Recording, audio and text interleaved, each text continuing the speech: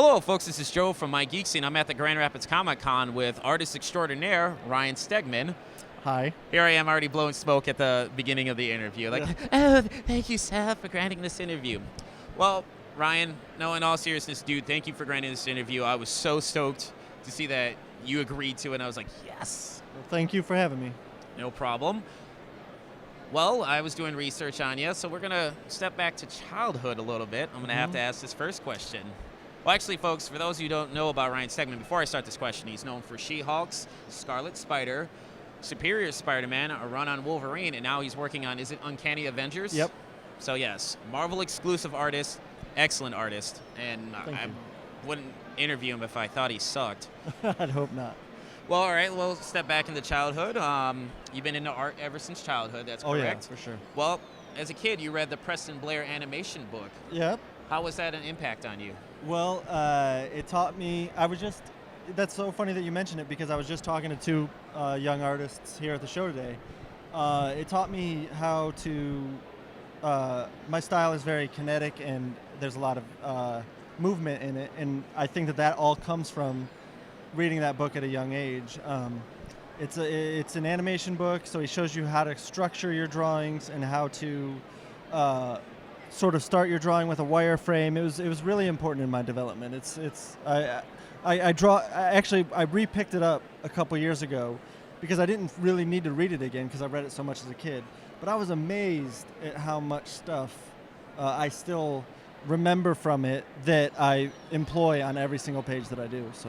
And after doing research on Preston Blair, I was like, okay, I've seen quite a few of his works. Right, yeah. So I can see how that can be influential. Oh, yeah. Speaking of influences, another huge influence on you is Todd McFarlane. Right. I know that you got into Todd McFarlane because you were sucked back into the world of comics at the age of 15 by reading, I believe, Spawn number 47. Yes, correct. All right. Well, I do have to ask this. What was your favorite character from Spawn or Spawn variation? Oh, man. I was really into, Spawn himself. Okay. I loved the way that Capullo used to draw the Violator. I thought that was cool. Both versions, the little clown guy and the big spike. Yeah, I was Angela's a character that I drew as a commission recently, and all the the memories of how much I liked that character came flooding back. So I don't know. I was just into it, all of it. Did you ever check out the animated series? Yes, of course. Oh, I thought that was amazing when that came out. It was very wow, cool. This is dark. I've been an animation snob since like 5 years old, or actually probably even before that. Like a real snob about it as a kid. I probably was really annoying, but that had really excellent animation. And I remember when it was coming out, I had written notes on and put it because we didn't have the internet yet, so I had put Post-it notes all over my house so that I wouldn't forget to watch when it was on, and I was obsessed with that. Actually, I never did get to watch all of it. I know all 3 seasons are now available on DVD, right. So I'm actually looking into purchasing that. Yeah, it's cool. Well, that has nothing to do with this interview. Another one of your influences is Joe Mad. Oh, yeah. So, have you heard about his new game that got kickstarted? Yes, absolutely. I may have supported it. I can't remember. It's called Night Wars? Yeah. It looks amazing. Every time I see that, he's a guy that every time I see his art, I feel like a failure, like, wow, this, because he employs the same type of thing. I love manga. He loves manga. He's clearly into animation. He's got, he likes to draw like crazy out of this world proportions. So every time I see his stuff, it's just like something to strive to. All right. Well, this wasn't even on the list of questions. Since you mentioned you like manga, are there any favorite series by chance or artists? Well, Akira Otomo is one of my biggest influences. Katsuhiro Otomo? Yeah. He's, that's a book. Akira is a book that I studied so thoroughly that it's just like the Preston Blair book where I'm doing things now that I forget that I learned from Akira. Like, that's how ingrained it is in me. Okay.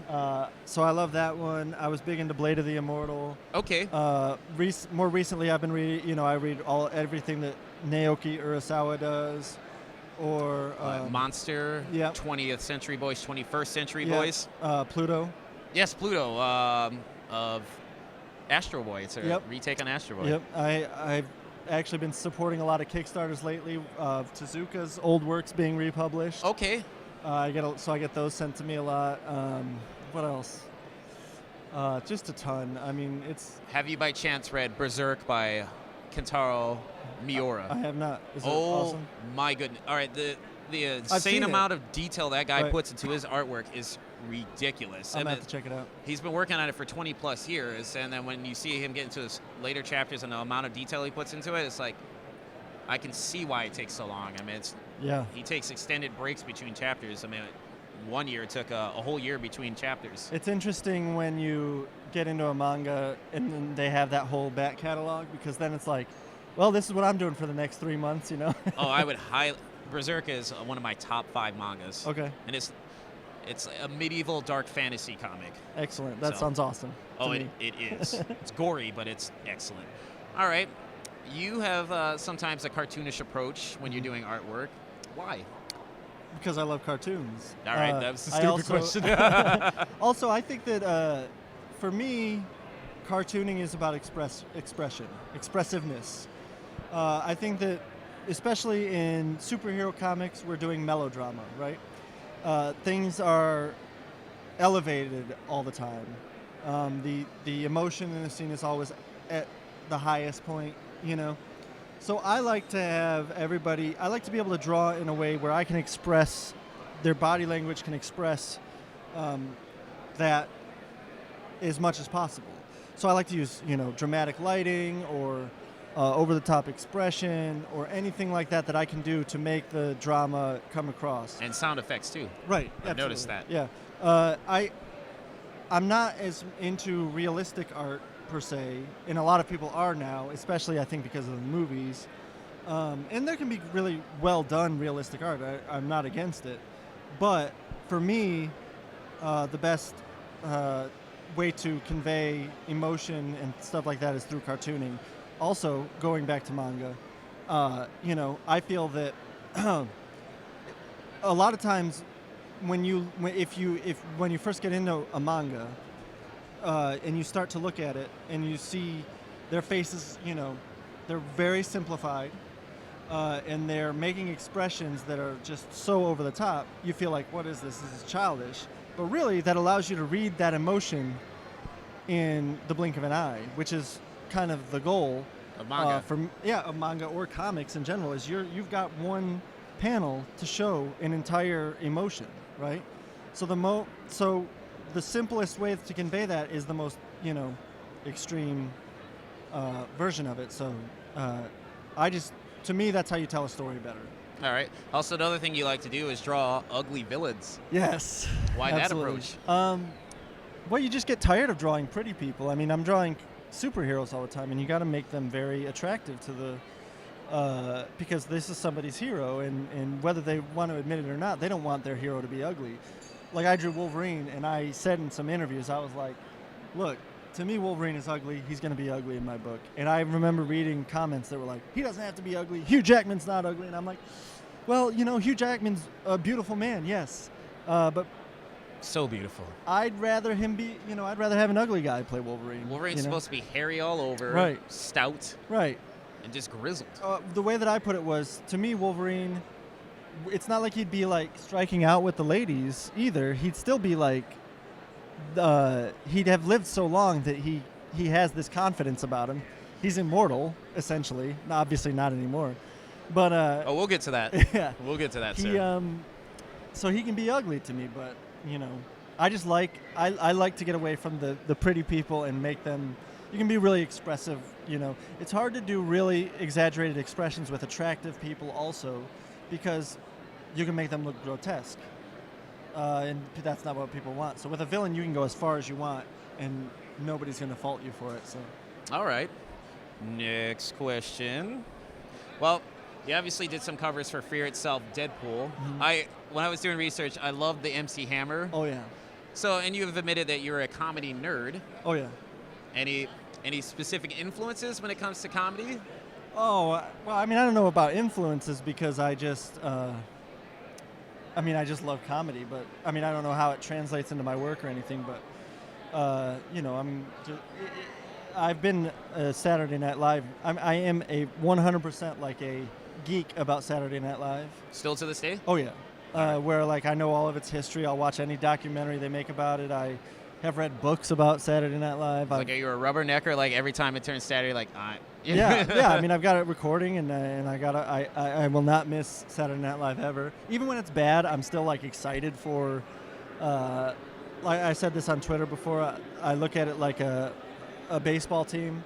Like when they're bad, I'm excited to see the young guys come up and become the good players. And then when they're great, I enjoy it, you know. So it's a win-win situation, long term. Yeah, I'll always. I've never not enjoyed Saturday Night Live. Actually, you know what? I can't say that it's been a time that I've looked at a Saturday Night Live episode. I'm like, ugh. Yeah. All right. Well, you worked on Wolverine for quite some time. What was your reaction to his death? I know you're on the ins with Marvel. I'm pretty sure you knew that was coming. Oh, I knew it was coming. But still, what was your reaction initially when you found out? I mean, I know they were building up to it, but still. I thought it was cool. I think that it's always interesting. I mean, it's just a new way to take the character and, you know, kind of give people a little break from him also. I mean, he's in everything. So I thought that was all right, that he just kind of, I don't know, I thought it was a cool story. All right.